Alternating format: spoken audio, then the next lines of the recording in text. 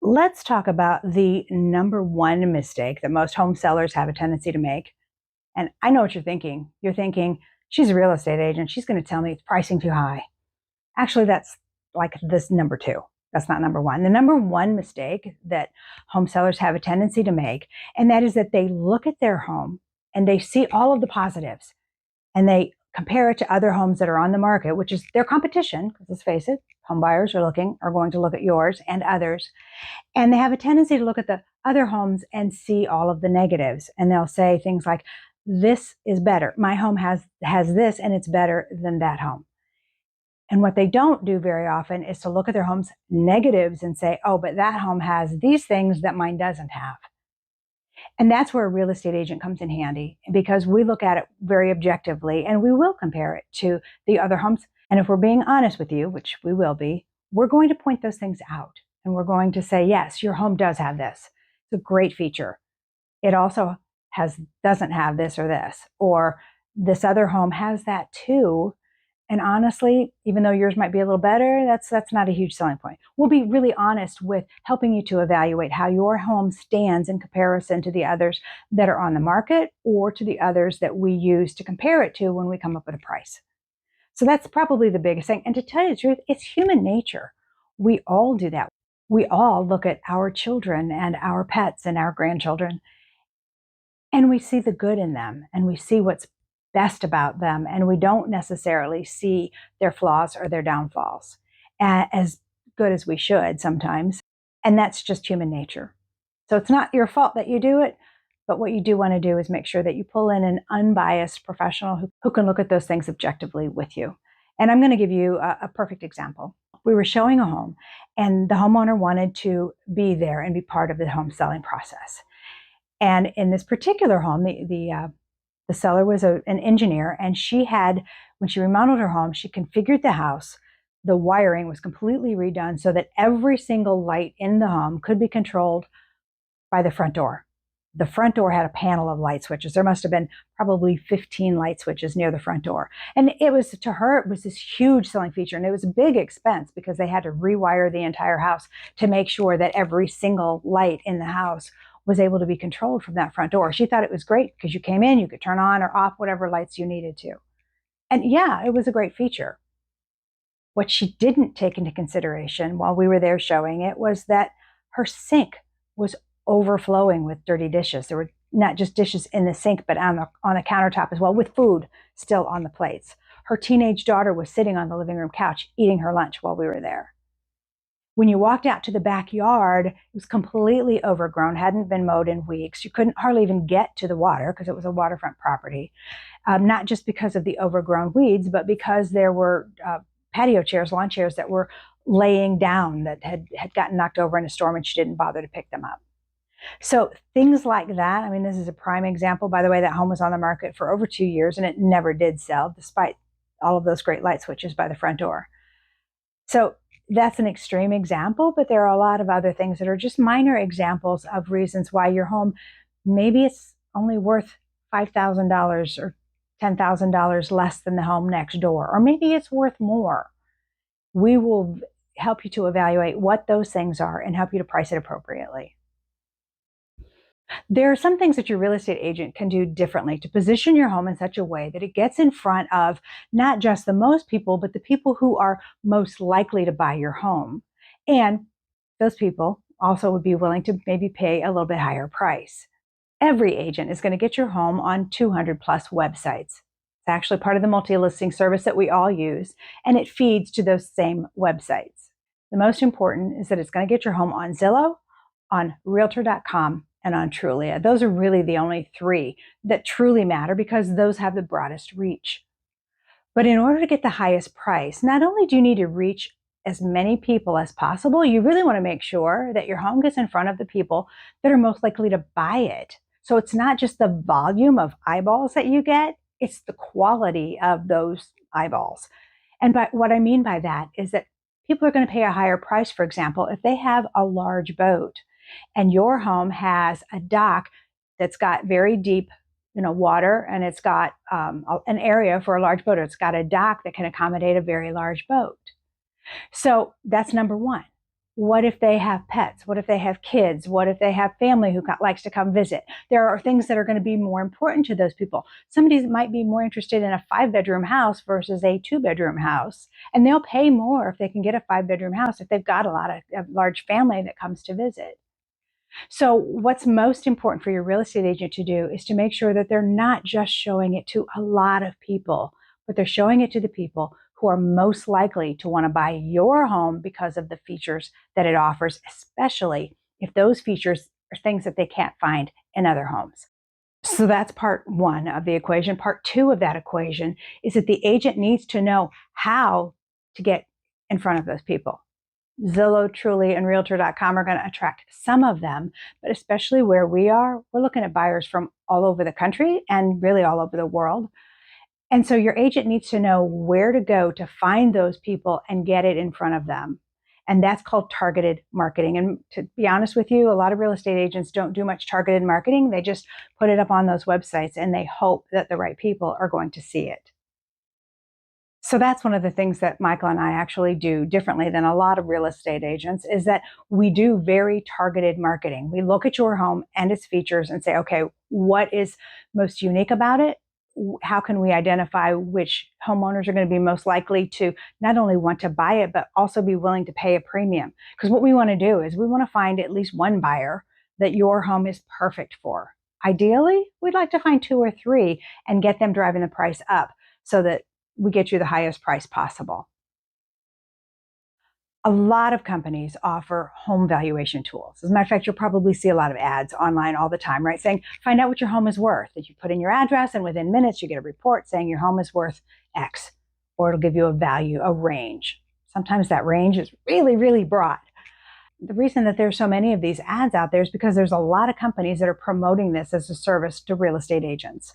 And they'll say, use our home valuation tool. Within a couple of minutes, you put it up on your website and it's got this little box. And basically the goal of that is to capture the information from you as a home seller about your email address and your address. You can also go on sites like Zillow, Realtor.com, Trulia, and I'm sure that there are a number of others, and you just put your address in. You don't have to give them any of your information, and it'll tell you this home's value or this home's worth this range, and it gives you kind of an estimated value. And one of the things that I found when meeting with home sellers is a lot of times they'll tell me, well, the Zestimate on my home is 1.2 million. And I'll often say, okay, well, did you look at Trulia and Realtor.com, some of the other sites? What did they say? Well, Trulia said it was only 950 and Realtor.com said it was 875. And usually I'll ask, well, then why did you say the Zestimate is 1.2 if the others are telling you that it's less? And it's like, obvious reasons, right? That was the highest. The biggest problem with these home valuation tools is that they use algorithms, and the algorithms that they all use are generally based on something as simple as price per square foot. And every time a home sells nearby, it'll readjust. So from 1 week to the next, the value could go from 875,000 up to 1.2. And then a few days later, it's going to come back down to the 900 range. So that's the biggest problem with valuation tools. And that's for everybody, not just in our area. But in our area, it's even worse because we have not just price per square foot. When you look at a home, there's a lot of things about it that are different. We have a lot of homes here that have not been remodeled since the 1960s when they were built. We have a lot of homes that have been completely redone, and obviously those two properties are not worth the same amount, even though they're the same size, they have the same number of bedrooms, and they have the same and the same number of bathrooms. So it's going to be very different for those two homes that might sit right next to one another, right? Could also vary very greatly for us if you have a water view or you don't have water view or water frontage and you don't have waterfront. The evaluation tools very often, they can't determine that, whether or not it's on the water or not. And then we also have a lot of homes around here that have non-permitted space that they've added onto the home. For example, a multi-level home that the bottom level is usable and has been set up so that it can be used for indoor-outdoor living space, but it's not considered part of the square footage, and so therefore it's actually not calculated into their valuations. But we know as realtors, and you know as a homeowner, as well as the home buyers, know that that has value. That space may be unpermitted, but being able to have that indoor outdoor space is definitely has value to it. So these are all of the things that calculate into why the automated home valuation tools, they're not even really a guide. I mean, they're going to give you a broad range, and the range is going to be so broad that it's pretty much a useless tool. So what a real estate agent does differently is that we do use some automated tools, but that just gives us a starting point. And then we individually, with human intelligence, look at all of these listings and we evaluate and say, has this one been upgraded and how much? Is it just the kitchen or kitchen, bathroom, everything? And we can do a comparison then and we can create a value range for you that's a lot more realistic.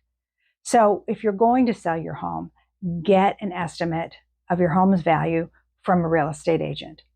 And then ask them, which homes did you use to compare it to? And take a look at those yourself and make sure that you're confident that the homes that were used as a comparison really are a good comparison for you. Because until we see your home, a lot of times we are just guessing. And sometimes it'll be from a phone conversation with you, but then when we get into the home, we say, oh, I see what you're talking about there.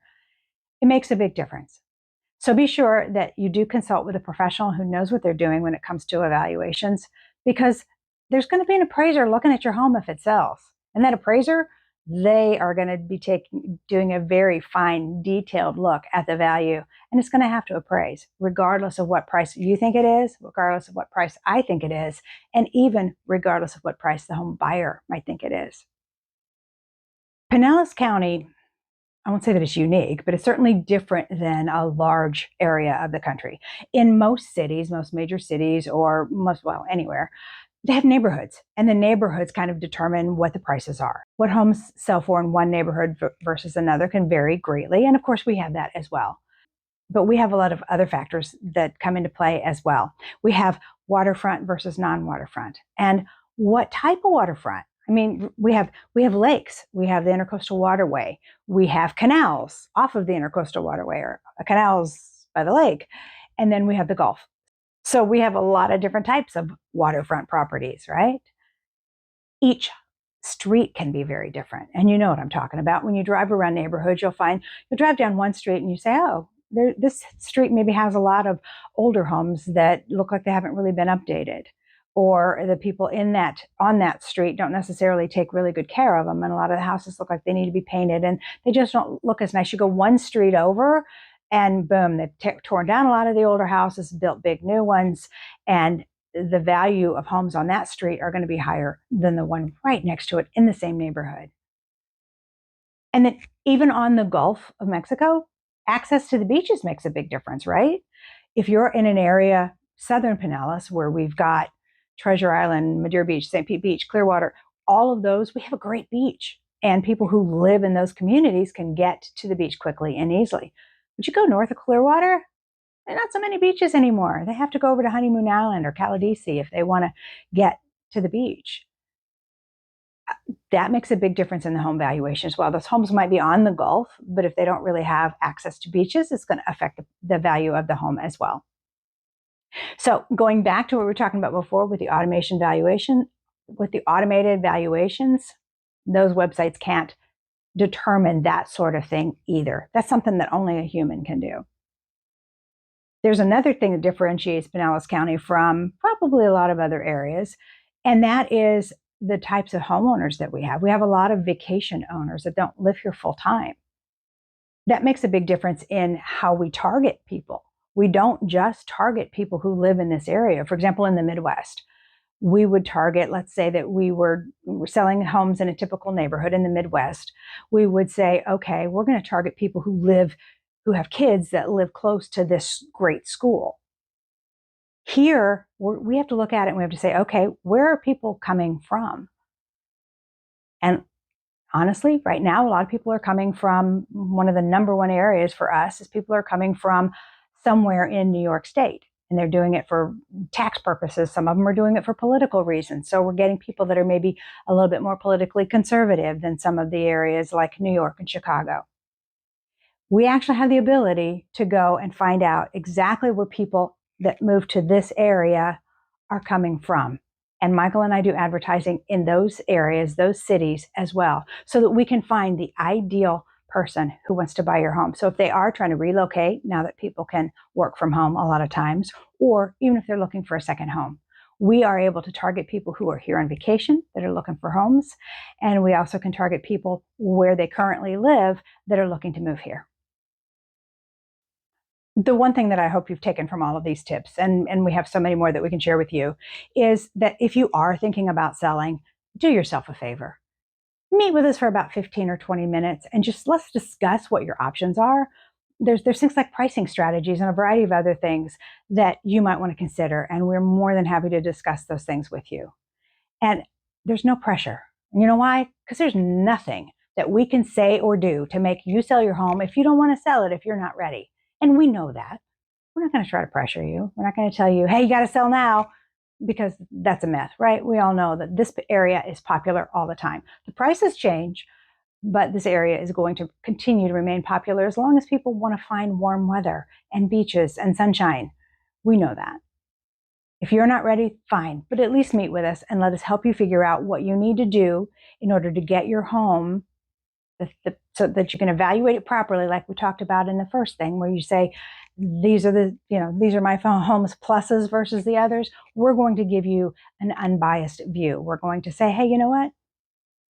This is where your home could use a little bit of upgrade. Or maybe these are some of the things that we really need to talk about, and let's feature and let's point that out and make sure that we let buyers know that this is unique or special, or at least a very good selling point. And if you need to find another home first, you know how I was talking about how we can find buyers for your home that are specifically looking for what you have to sell? Well, we can also go out and find for you exactly what you're looking to buy. And I'll give you just a couple of examples of buyers that we've worked with. One that we worked with was looking for one particular condo complex. She'd been there before, she really liked it, and it was the only complex she wanted to live in. And we did a targeted marketing campaign directly to just that building and found them exactly the size, the location, the view, everything that she wanted in that building. We had another that said, I only want to be in this one building. And this was over in Gulfport, and they said, we only want to be in the very last building.